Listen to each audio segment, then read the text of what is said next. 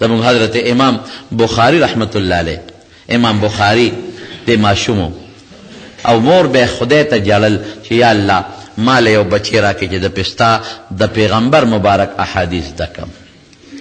نو خدای ولا بچی ورکل، خو په ټولو بچو کې هوښیار او قابل بچی دا امام بخاری رحمت الله علیه، دا په ټولو کې هوښیار قابل. بس وی دا بچی به زما د پیغمبر مبارک حدیثو ته وقفي. اتفاق ته وګوره په سترګو ړوند شو غریب، په سترګو نابینا د حدیث علم کم ځای حاصلولی شي. مور به خدای ته جړل، الله ته به زاری کولا، بکت وابتهلت، داسې وجړل او ډېره زاری وکړه، یا خدایا چې کم قابل بچی دې راکړی الله په سترګو ړوند شو، دی به ستا د حضور پاک حدیث څنګه زده کوي؟ په خوب کې حضرت ابراهیم علیه السلام ولید. ابراهیم علیه السلام دې تپوس کوي ولې جاړې، څه چل شوی دی، ولې پریشان او زاری کې؟ وی خدای بچی راکړل او چې کم قابل بچی دې په سترګو ړوند شوی دی او زما نیت ورته ده چې دی به د نبي علیه السلام احادیث زده کوي. اوس په سترګو ړوند دی، حدیث خو نشي زده کولی. ابراهیم علیه السلام وله زیری ورکړه، وی مبارک دې شه، زوی دې جوړ شوی دی، ښه مبارک شه.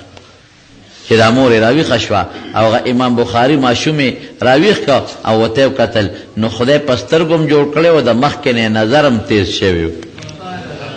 دا د مور دونه شو. ګوره ځانه زه خو نه ویم، دا خو نبی کریم صلی الله علیه وسلم فرمایي چې د مور پلار دعا د بچی په حق کې تریاق دی، د مور پلار خیره د بچی په حق کې تریاق دی. والد صاحب مې راته خبره کوله، یو کور یادو، تاسو دا مشران به پیژني خو دا کشران ولې نه پیژني. ما ته وی چې هر وخت به مورو چې ماښامې به شو، پخوا به د زنانو تنورونه چول کنه او ماښامې به شو، نو مور به بچو ته خیرې شروع کړي چې خدای م راوپرځوه، خدای م تباه که، دا خیرې به کول. هر ماښام به مور بچو ته خیرې کولی. وی ما مونږ په خپلو سترګو لیدل چې ټول زامن ولا د پردي لاس مړي کور ته رادننه شو، هماغه مور به سر ټکاو بیا چې نه به یې ټکوله. وی چې دا خو اوس خولې نه خبره وتې ده، اوس کېنه ورته بیر ورته کوه، سرونه ورته وه. نو بعضې وخت کې دا میندې هم عجیبه په معمولي غوندې خبره بچي ته خیرې شروع کړي او هغه خیرې نبي علیه السلام فرمایي حضور پاک په حدیثو عمل کوئ، د پیغمبر مبارک په خبرو عمل کوئ، دنیا به مخي خیر به مخي.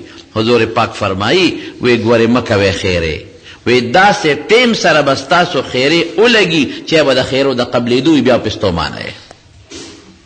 په دې شواروس کې یو ټیم داسې وي چې هغې کې د خولې نه خبره وته فټافټ قبلېږي، بیا به وروسته ستومانه چغې به وښیې چې داسې چې وشو، داسې وشو، داسې وشو، خو خیره به دې لګېدلې. نو د مور خیره خطرناک شی دی، دعا قیمتي شی دی. نو د امام بخاري سترګې او بیا د سترګو نه پس الله څومره لوی شخصیت جوړ کړ، که دا سترګې نه وی راغلي دا امام بخاري به ترې نه جوړ. دا د مور د دعا د برکت نه. حضرت موسی علیه السلام به د الله تعالی په پښتانه ورته راز ویلو، الله سره د خبرو اترو دپاره، الله سره د مناجات دپاره، الله سره د راز دپاره کوه تور ته ته چې څه خبره به شو هلته به بس دا د الله تعالی یو نظام دی. کنه الله خو هر چا سره هر ځای کې خبرې کولی شي چې وغواړي. خو دغه کوه تور ته بار بار حضرت موسی علیه السلام تللی دی، رب العالمین دپاره هلته چې علم استعداد، تورات هم ورته هلته میلو شوی دی، لومبی وحی هم ورته هلته میلو شوی و، ملاقات له به ته رازداری ده. یو ځل ته نو جبریل علیه السلام ورته وایي ای موسی، اوس جبریل خو د الله په حکم راځي او چې الله ورته څه وایي هغسې کوي. وما نتنزل الا بامر ربک، نبی علیہ السلام ته جبریل علیہ السلام وی کنه موږ د خدای په حکم نازلیږو. اته تاسو کوي وی ته زیات ولې ناراضه؟ موږ د الله په حکم نازلیږو چې کله الله غواړي نو موږ راځو، چې نه غواړي نشو راځو. نو جبریل علیہ السلام حضرت موسی علیہ السلام ته وی اے موسی وګوره د الله راز له خوروانه او ادب نه ښکار والا، بیا ادبی ده نه ونشي، احترام سره کار کوا، قدم په احتیاط چتوا، اول تر ډیر د ادب خیال ساته او د الله د عظمت او د تعظیم خیال ساته او بیا ادبی ده نه ونشي. موسی علیہ السلام حیران شو، پریشان شو چې تا خو ما ته چېرته دا خبره نه ده کړې، د دې نه مخکې خو ما د الله سره ډېر رازونه کړي دي. معلومیږي دا لکه چې ما نه څه بې ادبي جوړ شوې ده، غلطي شوې ده. سره د دې نه چې کله هم دې د الله ملاقات ته په لومړي ځل چې ته که نه نو پڼې یې په خپو وې، نو الله ورته په خپله وایي چې فخلع علیک انک بالواد المقدس طوا، دا پڼې دې وباسه، انک بالواد المقدس طوا، دا ډېر مقدس او پاک ځای دی، دلته پڼې مه په خپو کوه. خیر علماء نورې وجې هم وایي پڼې وباسه. زه خو ډېر د ادب کار خیال ساتم، او چې الله له ملاقات نه څوک دي بې ادبي کولی شي، هغه شوق کې وي. ځکه یو مشر له چې سړی ملاقات ته ځي هغه څومره جامې خشته کي، څومره مخ په صابون ووینځي، څومره مسواکونه ومږي، څومره ځان خشته کي، او څومره په ادب او په احترام دی چې د مشر لازم چې دی خوشحاله شي او خفه نه شي. او د الله ذات له ملاقات له تلل بې ادبي به څنګه وشي؟ نو موسی علیه السلام پریشانه شو چې داسې معلومیږي لکه د ما نه مخکې بې ادبي شوې ده، غلطي شوې ده، خو الله معاف کړې ده. ځکه جبریل ما ته هدایات راکړل، ځکه چې یو سړی ځي یو څوک ورته هدایات ورکوي چې ګورې داسې به کوې، نو معلومیږي دا چې مخکې دې څه غلطي شوې ده که نه. ورته وایي جبریله ستا د دې خبرو نه خو داسې معلومه شوه لکه ما نه مخکې د الله مبارک په ذات کې څه بې ادبي شوي، کوتاهي شوي، نقصان شوي، بې عزتي شوي. ما ته ووایه څه جل مې کړی دی، الله مې خفه کړی دی، الله زر وایه چې توبه وباسم استغفار وکړم. وایي نه نه هېڅ بې ادبي نه ده شوې، هېڅ غلطي نه ده شوې، ټیک ټاک.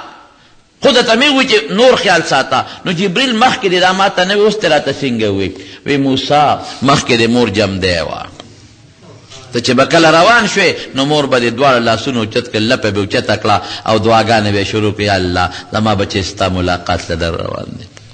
الله ګورې که زما د بچي نه څه غلطي وشي معاف یې که خدایه. ملاقات کې ته بې ادبي ونه شي، ملاقات کې ته غلطي ونه شي، ملاقات کې ستا عظمت او ستا عزت ته نقصان ونه رسي. الله بچی مې درغې ما مور نشتا. نو ما وی چې ګورې اسې نه اوس معمولي غلطي وشي، الله په معمولي غلطۍ هم ګورې غوسه کېږي، سزا درته در نه کي، راودې نه نیسي. مخکې مور وه د هغې لپې در پسې در روانې وې.